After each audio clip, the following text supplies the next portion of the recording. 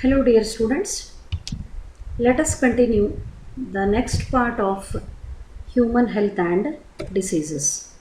So, in the previous video, I explained about the active and passive immunity. What are the differences between innate immunity and acquired immunity? Along with that, active immunity and passive immunity.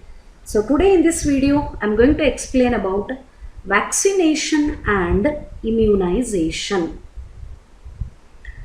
The principle of immunization or vaccination, it is dependent on the property of the immune system, that is memory. What it means? Already we have studied about this one. If the same pathogen infects the same person's body again and again, the memory cells of the immune system recognizes that pathogen and they provide secondary immune response. And secondary immune response is faster than that of primary immune response. And this property is called memory. Based on this property only, the vaccination and immunization principles are working. So, what is done in vaccination? In vaccination, a preparation of antigenic proteins of the pathogen, it is one option, or inactivated pathogen or weakened pathogen are introduced into the body. What it means? Vaccination ಒಳಗೆ ಬಾಡಿಗೆ vaccine ಅನ್ನ inject ಮಾಡ್ತಾರೆ. What that vaccine contains? Vaccine ಒಳಗೆ ಏನಿರ್ತದೆ? Either it contains antigenic proteins of the pathogen, because unless the antigens of the pathogen do not enter into the body, there will be no stimulation of the immune system. ಈಗ action and reactions are equal and opposite ಅಂತ ಹೇಳ್ತೀವಿ. Immune ಸಿಸ್ಟಮನ್ನು trigger ಮಾಡಬೇಕಾದ್ರೆ, that means activate ಮಾಡಬೇಕಾದ್ರೆ, ಆ immune ಸಿಸ್ಟಮನ್ನು active ಮಾಡಲಿಕ್ಕೆ something should enter into the body. ಏನೋ ಒಂದು ಬಾಡಿ ಒಳಗೆ ಹೋಗಬೇಕು, and that is nothing but antigen. ಆ ಪ್ಯಾಥೋಜನ್ಗಳ ಎಂಟಿಜೆನಿಕ್ ಪ್ರೋಟೀನದ ಮಿಕ್ಸರೇ ಇರ್ತದೆ ವ್ಯಾಕ್ಸಿನ್ ಒಳಗೆ, or it contains inactivated pathogen.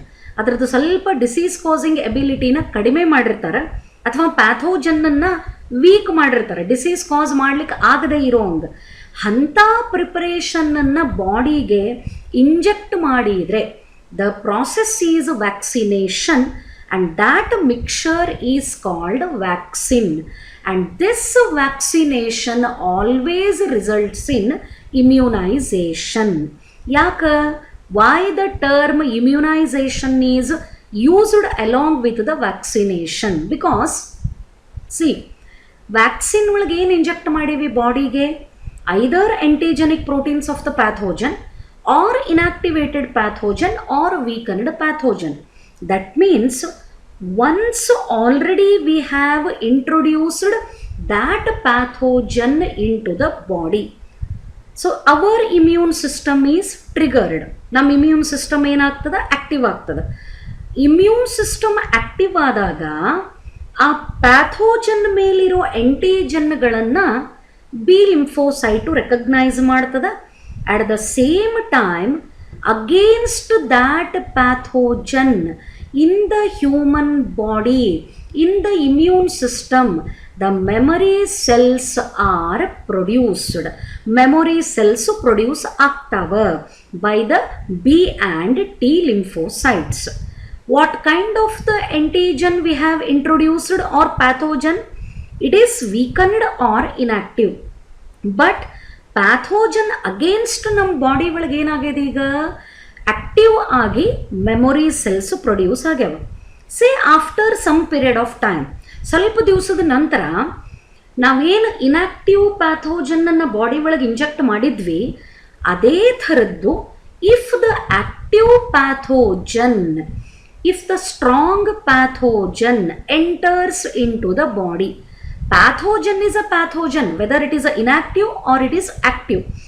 That pathogen is immediately recognized by the memory cells. Like this, against some specific pathogens, the immunity can be developed through the vaccination. That is why the term vaccination and immunization. The best examples I can take here, polio vaccine, what it contains, inactivated polio virus. ಅದನ್ನು ಹಾಕ್ತಾರೆ body ಒಳಗೆ. ಆ inactive ಇದ್ರೂ ಕೂಡ against that pathogen body generates the memory cells. ಅದು active ಇದ್ದದ್ದು ಒಳಗೆ ಹೋದ್ರೂ ಕೂಡ ನಮಗೇನು ಅದರಿಂದ ಇಫೆಕ್ಟ್ ಆಗುವುದಿಲ್ಲ. ಒಂದು ಸಾರಿ ಹಾಕಿಸ್ಕೊಂಡ್ರೆ ಲೈಫ್ ಲಾಂಗ್ ನಮಗದರಿಂದ ಪರ್ಮನೆಂಟ್ ಆದಂಥ ಇಮ್ಯುನೈಸೇಷನ್ ಸಿಗುತ್ತದೆ. Like hepatitis B also. Then against that pathogen, ಅದು ಇನ್ಯಾಕ್ಟಿವ್ ಇದ್ದದ್ದು ಎಂಟರ್ ಆದ್ರೂ ಕೂಡ ಆ ಪ್ಯಾಥೋಜನ್ ಅಗೇನ್ಸ್ಟ್ ಏನಾಗ್ತದೆ, antibodies are produced in the body against these antigens and would neutralize the pathogenic agents during actual infection. Inactive ಇದ್ದಾಗ ಏನು ಆಂಟಿಬಾಡಿಗಳು produce ಆಗ್ಯಾವ, ಆ ಆಂಟಿಬಾಡಿಗಳು ಸಪೋಸ್ ಆ್ಯಕ್ಚುವಲ್ ಇನ್ಫೆಕ್ಷನ್ ಆಯಿತು ಆ್ಯಕ್ಟಿವ್ ಪ್ಯಾಥೋಜನ್ದಿಂದಂದರೆ ಅವಾಗ ಅದನ್ನು ನ್ಯೂಟ್ರಲೈಸ್ ಮಾಡಲಿಕ್ಕೆ ಅಂದರೆ ಡೆಸ್ಟ್ರಾಯ್ ಮಾಡಲಿಕ್ಕೆ ಅವು ರೆಡಿ ಆಗಿರ್ತಾವ. The vaccine also generate memory of B and T cells. From the B lymphocytes as well as T lymphocytes, the memory cells are produced which are providing the permanent immunity against the specific pathogen. This is the principle of vaccination and immunization. Then coming to the next one. ಎರಡು ಥರದ್ದು ಇಮ್ಯುನೈಸೇಷನನ್ನು ನಾವು develop ಮಾಡಬಹುದು. Active immunization through the vaccination and passive immunization, ಎರಡೂ ರೀತಿನೂ ಮಾಡಲಿಕ್ಕೆ ಬರ್ತದೆ. Active immunization, this is dependent on vaccination. Active immunization ಒಳಗೆ directly ನಾವು ಎದ್ರ ಮೇಲೆ ಡಿಪೆಂಡ್ ಆಗೀವಿ, ವ್ಯಾಕ್ಸಿನೇಷನ್ ಮೇಲೆ ಡಿಪೆಂಡ್ ಆಗೀವಿ. ಏನು ಮಾಡ್ತಾರೆ, ದ ವ್ಯಾಕ್ಸಿನ್ ಆಲ್ಸೋ ಜನರೇಟ್ಸ್, ಅವಾಗಲೇ ಹೇಳ್ದಂಗೆ memory B and T cells and they recognise the pathogen quickly. ಯಾವುದೋ ಒಂದು ಇನ್ಯಾಕ್ಟಿವ್ ಪ್ಯಾಥೋಜನ್ನನ್ನು ಬಾಡಿ ಒಳಗೆ ಎಂಟರ್ ಮಾಡಿ ಅದನ್ನು ಸ್ವಲ್ಪ ದಿವಸ ಬಿಟ್ಟರೆ automatically body will generate the memory cells against that pathogen. Say for example the polio vaccine, hepatitis B vaccine and DPT vaccine. And these vaccines, ಇದನ್ನು ಬಾಡಿಗೆ ಇಂಜೆಕ್ಟ್ ಮಾಡಿದರೆ, here I have shown the image, polio vaccine, HBV, hepatitis B vaccine, ಇದನ್ನು ಬಾಡಿಗೆ inject ಮಾಡಿಕೊಂಡ್ರೆ ಸಾಕು.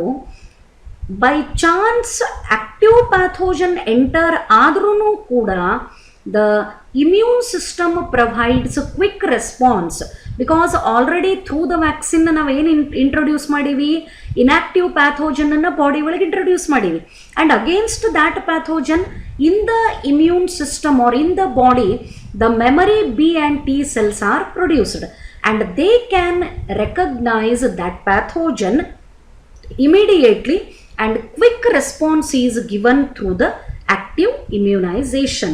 Example, polio vaccine, hepatitis B vaccine, DPT vaccine. And ಈ ವ್ಯಾಕ್ಸಿನ್ಗಳನ್ನು ಹೆಂಗೆ produce ಮಾಡ್ತಾರೆ, vaccines are produced using DNA recombinant technology. RDNA technology, genetic engineering ಅಂತ ಒಂದು very specific process in the biotechnology. ಆ ಬಯೋಟೆಕ್ನಾಲಜಿ ಟೆಕ್ನಿಕ್ಗಳನ್ನು ಯೂಸ್ ಮಾಡಿಕೊಂಡು ಈ ವ್ಯಾಕ್ಸಿನ್ಗಳನ್ನು ಪ್ರೊಡ್ಯೂಸ್ ಮಾಡ್ತಾರೆ.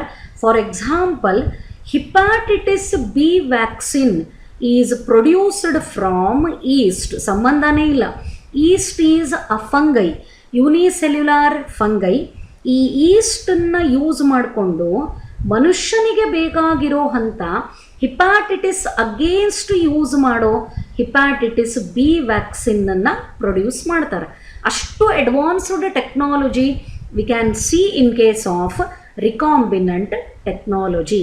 It is there in your syllabus, ನೀವು ಮುಂದೆ ಹೋಗಿ ಇದನ್ನು ಕಲಿತೀರಿ. ಸೊ ಆ್ಯಕ್ಟಿವ್ ಇಮ್ಯುನೈಸೇಷನ್ ಒಳಗೆ ಮೊದಲು ಏನು ಮಾಡ್ತಾರೆ, ಬಾಡಿಗೆ ವ್ಯಾಕ್ಸಿನ್ ಹಾಕ್ತಾರೆ. ಆ ವ್ಯಾಕ್ಸಿನ್ ಒಳಗೆ ಏನಿರ್ತದ, inactive or weakened pathogen is present. Even though it is inactive or weakened, against that the immune system produces memory B and T cells.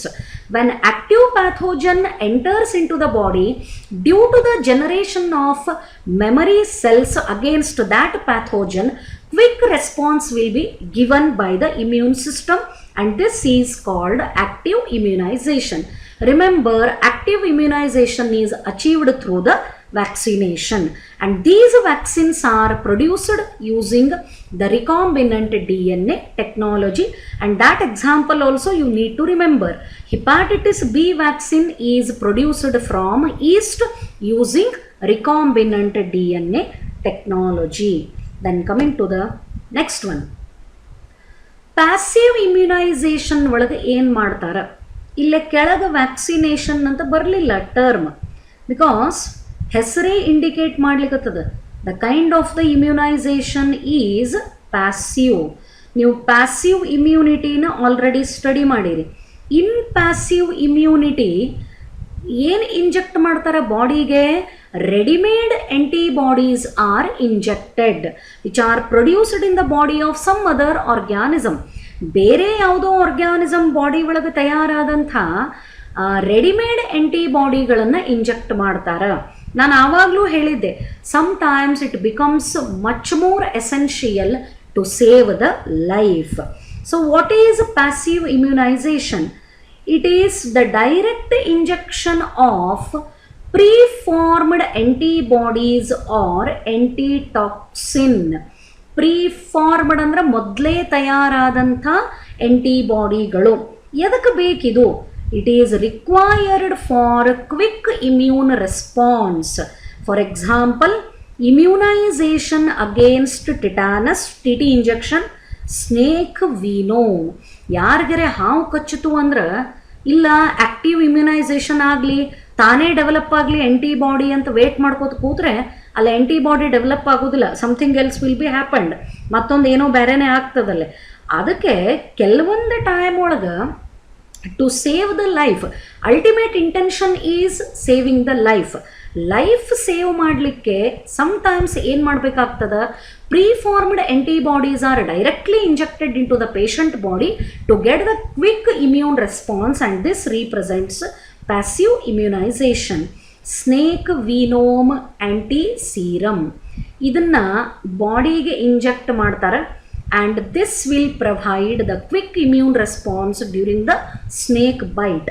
ಅದೇ ಥರ ಟಿಟಾನಸ್ ಆಂಟಿಟಾಕ್ಸಿನ್, ಈ ಟಿ ಟಿ ಇಂಜೆಕ್ಷನನ್ನು ಆಂಟಿಟಾಕ್ಸಿನ್ ಅದರದ್ದು ಟಾಕ್ಸಿಕ್ ಇಫೆಕ್ಟನ್ನು ರೆಡ್ಯೂಸ್ ಮಾಡಲಿಕ್ಕೆ T T injection ಬೇಕಾಗ್ತದೆ. ಇಮ್ಮಿಡಿಯೇಟಾಗಿ ಅದನ್ನು ಬಾಡಿಗೆ inject ಮಾಡೋದ್ರಿಂದ life save ಆಗ್ತದೆ.